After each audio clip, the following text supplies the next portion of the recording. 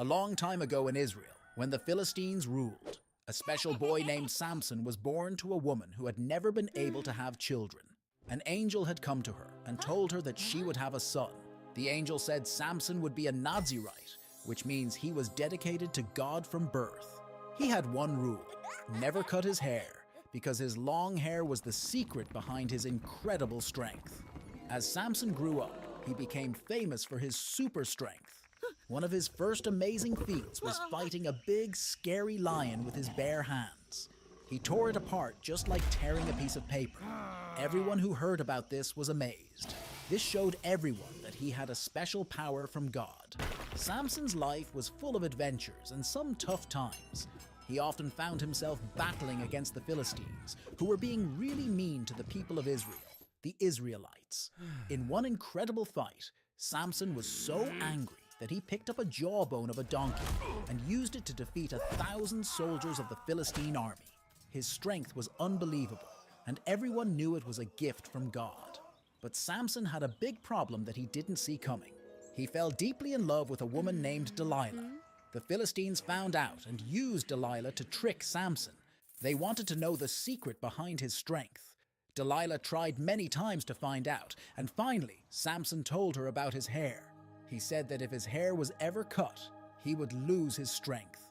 One night, while Samson was sleeping, Delilah had his hair cut off by a Philistine. When he woke up, he was weak. The Philistines captured him easily. They were harsh and brutal to him. They made him blind and locked him away in prison. It was the saddest part of Samson's life.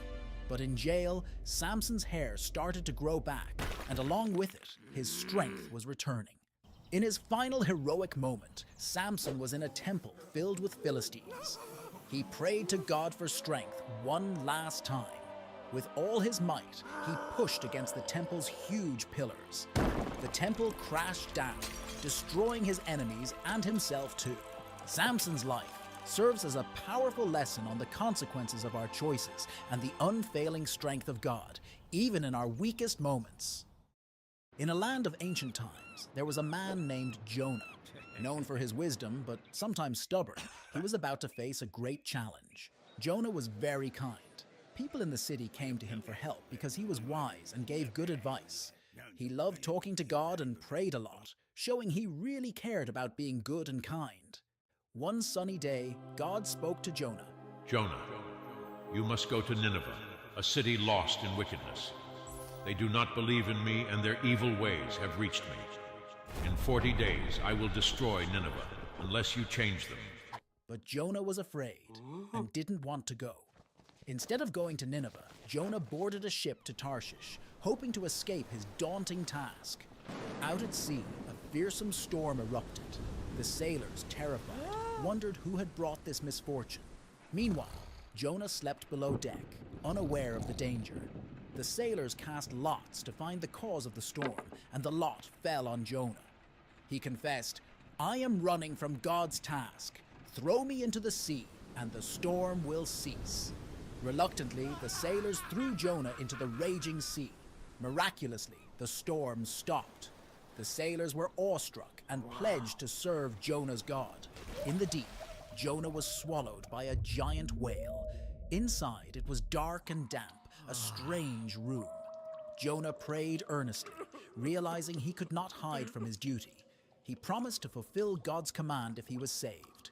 After 3 days, the whale spat Jonah out near Nineveh.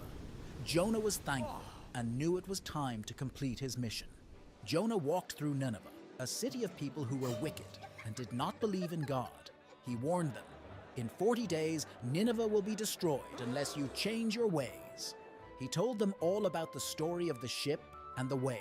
The people listened to Jonah and started to change, turning from their evil deeds. When 40 days had passed, Jonah camped out in the desert to see what would happen to the city. The people of Nineveh now believed in God and repented. God saw their change of heart and did not destroy the city.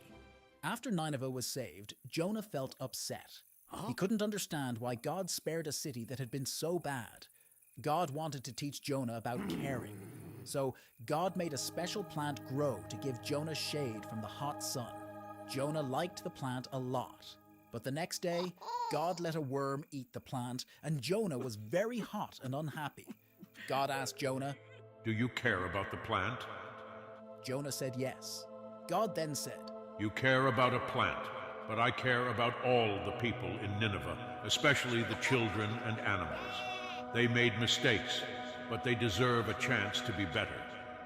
The story of Jonah teaches us about being kind and forgiving. Even when people do bad things, they can change and be good again. In the ancient land of Israel, there lived a man named Elijah. He lived in a time when it never rained and everything was dry. Rivers dried up, crops withered, and the earth cracked under the scorching sun. People were worried, but Elijah believed that God would help them. Elijah lived by a little brook called Cherith because God told him to go there and hide from King Ahab and his queen, Jezebel, who led the people to worship false gods. Every day, black ravens brought Elijah bread and meat so he could survive far from the city. This was a special way God took care of Elijah. But soon the brook dried up too, so God sent Elijah to a town called Zarephath. There he met a widow who was running out of food. Elijah told her something amazing. If she shared her food with him, God would make sure her food didn't run out until it rained again. And that's exactly what happened. Her jar of flour and jug of oil never ran out. The widow had a son who got very sick. He stopped breathing and died. Elijah was very sad and prayed to God, and miraculously the boy started breathing again. The woman was so happy and knew that Elijah was truly close to God. One day, God told Elijah to confront King Ahab and challenge him to a test to prove whose God is real. He went to a place called Mount Carmel to show the people who the real God was. He challenged the prophets of a false god, Baal. They both would sacrifice a bull on an altar, but they wouldn't start the fire themselves. Instead, they would ask their gods to do it. The prophets of Baal tried all day, but nothing happened. Then it was Elijah's turn. He repaired the altar of God that had been broken, placed his sacrifice upon it, and even poured water over it. He prayed, and suddenly fire came down from the sky and burned up his sacrifice. Everyone was amazed and realized that Elijah's God was the real God. After this, Elijah prayed for rain on top of Mount Carmel. A tiny cloud grew bigger and bigger. Then it started to rain. Wow. Everyone was so relieved and happy. After Elijah made it rain, Queen Jezebel got really angry. Elijah was scared, so he ran away into the wilderness. While Elijah was hiding and feeling really alone, something amazing happened. God spoke to him. God told Elijah that he wasn't alone. There were lots of other people who now believed in God. This made Elijah feel much better. God also told him about new things to do and about a man named Elisha who would help him and one day be his successor. One day when he was with Elisha, a fiery chariot with fiery horses came and took Elijah right up to heaven. Elijah's journey was filled with miracles and the power of God. It teaches us about having faith and trusting in God, even when things seem really tough. In the lands of ancient Babylonia, there was a man named Daniel. He was known for his wisdom and his unshakable faith in God. 3 times every day, Daniel would open his window and sit down on his knees in prayer. He lived in Babylon, a grand city, where he served King Darius, a ruler of great power. Daniel was so good at his job that the king wanted to put him in charge of the whole kingdom. But not everyone was happy about this. Some of the other leaders were jealous of Daniel. They knew he was loyal to his God and prayed to him 3 times a day. So they made a sneaky plan. They went to King Darius and convinced him to make a law that for 30 days, no one could pray to any god or human except to the king. They knew this was one law Daniel would never follow. Daniel, upon hearing this decree, did not change. With the windows of his chamber open, he knelt and prayed, just as he always had. The officials, lurking like shadows, caught him in the act and brought him before the king. King Darius, distressed, realized he had been tricked into condemning his most trusted advisor. Yet the law of the Medes and Persians could not be revoked. With a heavy heart, he ordered Daniel to be cast into the lion's den, hoping in some way his God would save him. As night enveloped the land, Daniel was lowered into the den. The lions, mighty and fearsome, roared and paced. But as Daniel stood among them, a serene calm enveloped him. He spoke softly to the beasts, his voice a steady beacon in the darkness. Miraculously, the lions did not harm him. They lay around him, their usual ferocity replaced with a peaceful presence. All night, King Darius walked around in his palace, struck with worry. At the first light of dawn, he hurried to the den and called out anxiously for Daniel. From the depths of the den, Daniel's voice rose, steady and calm. "O king, my God sent his angel and the lions have not hurt me." Overjoyed, King Darius commanded that Daniel be lifted from the den. Not a scratch was found on him, for his faith had protected him. Then, in a turn of justice, the king ordered those who had conspired against Daniel to be thrown into the lion's den. This time, the lions did not hold back, and the conspirators met a swift end. King Darius issued a new decree, declaring that in every part of his kingdom, people must respect Daniel's God. Daniel's bravery and trust in God protected him from the lions.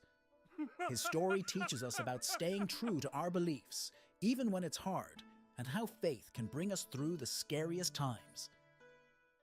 In the first book of the Bible, there's a story about two brothers, Cain and Abel. They were the sons of Adam and Eve, the very first people.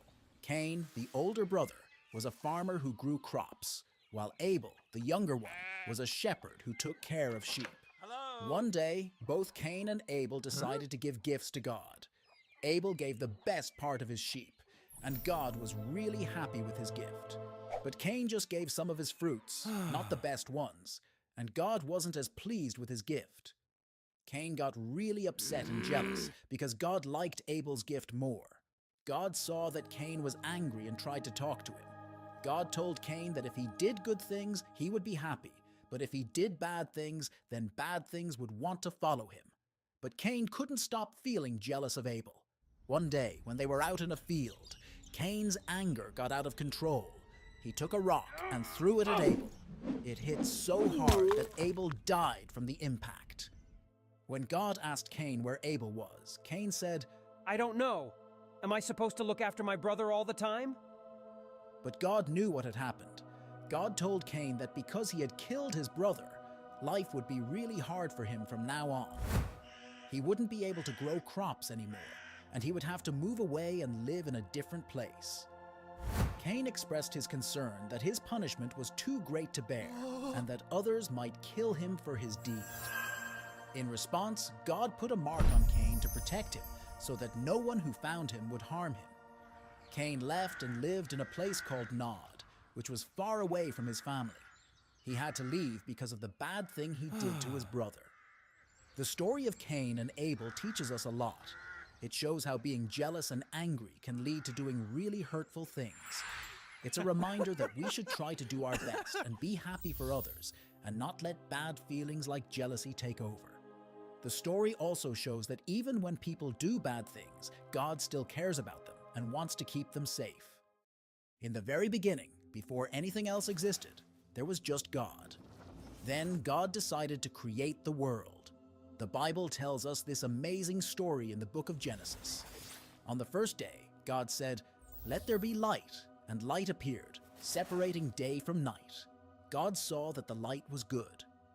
On the second day, God created the sky. He separated the waters under the sky from the waters above the sky. On the third day, God gathered the water under the sky into one place, and dry land appeared. He called the dry ground land, and the gathered waters seas. Then God made plants, trees, and flowers to cover the land. Everything started to look colorful and beautiful.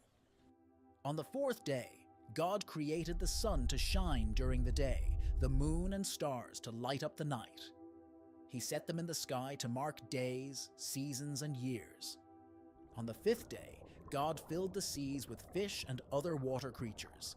He also created birds to fly across the sky.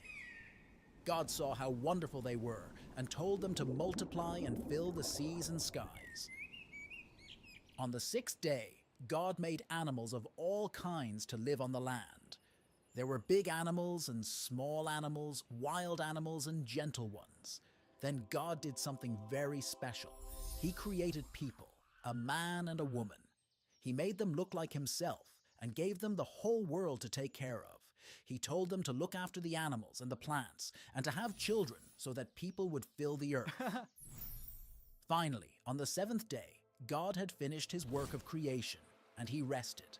He blessed this day and made it holy because it was the day when he rested from all his work of creating. That's the story of how God created the world in 6 days and then rested on the seventh. It's a story of how everything started and how God made our world with so much care and beauty. It reminds us that everything in the world, from the biggest mountains to the smallest creatures, is part of God's amazing creation. After Jesus was crucified, he went on an amazing and brave adventure before he came back to life.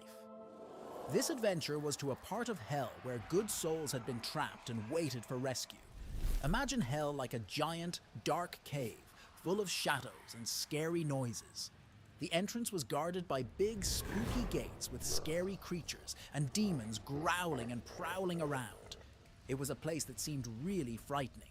But Jesus, filled with courage and shining bright, stepped into this dark place. When he entered, it was like a superhero had arrived with bright light. The darkness tried to stay, but it just disappeared wherever Jesus' light shone. The huge gates of hell, which were very scary and strong, couldn't stop Jesus. He spoke in a loud, strong voice, and the gates started to crack and break into pieces. It was as if they couldn't stand the goodness and brightness that Jesus brought. The creepy creatures guarding the gates got scared of Jesus' light and ran away. Jesus walked through the darkness like a brave knight, his light making the scary shadows vanish. There were lots of trapped souls in this dark place who had been waiting for help. They saw Jesus and felt happy and safe. His light was like the warm, comforting sun after a long, dark night. Jesus reached out to them, and they could feel his kindness and love. As Jesus led these souls out of the dark place, the shadows tried to come back. But Jesus' light was like a shield, keeping everyone safe as they walked through the darkness. The shadows couldn't touch them at all because Jesus was protecting them. This adventure of Jesus in hell was like a rescue mission.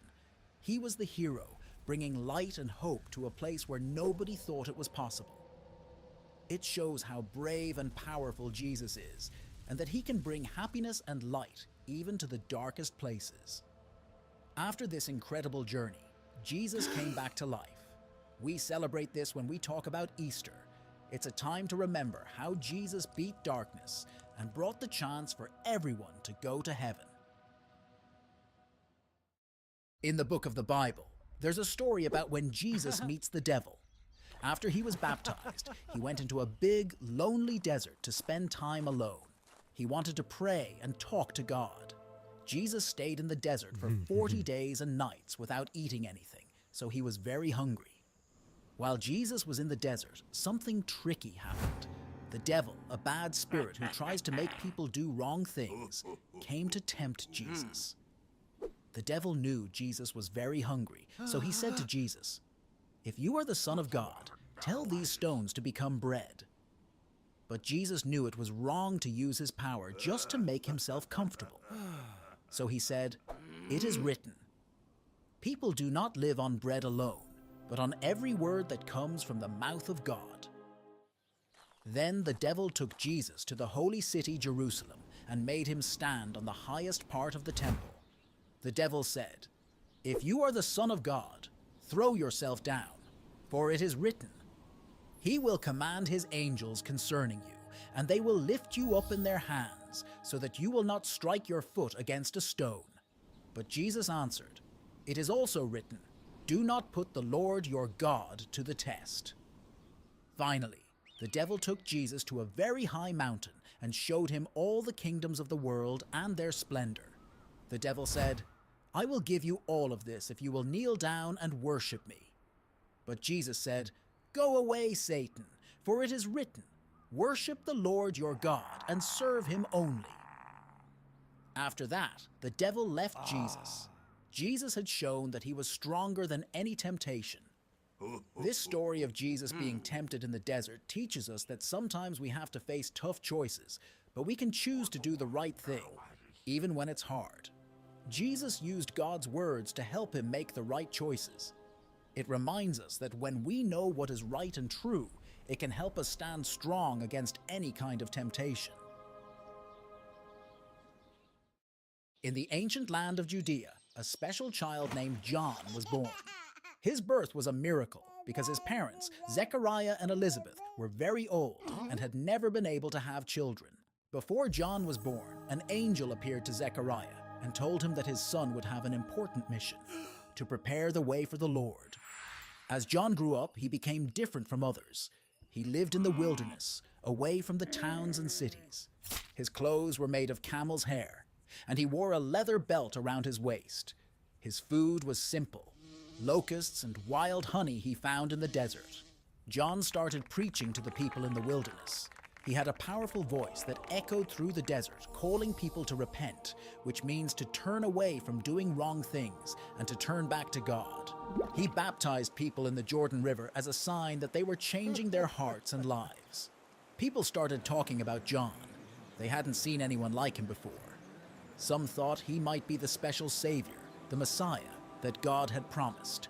But John always said, "I am not the Christ. I am just here to prepare the way for him." One day, Jesus himself came to the Jordan River where John was baptizing. When John saw Jesus, he knew that Jesus was the one he had been talking about. He said, "Look, the Lamb of God who takes away the sin of the world." Even though John felt he wasn't worthy to baptize Jesus, Jesus insisted, and John baptized him. As Jesus came up from the water, something miraculous happened. The heavens opened, and the Spirit of God descended like a dove and alighted on Jesus. And a voice from heaven said, "This is my Son, whom I love. With him I am well pleased." After baptizing Jesus, John continued to preach and tell people about the coming of God's kingdom.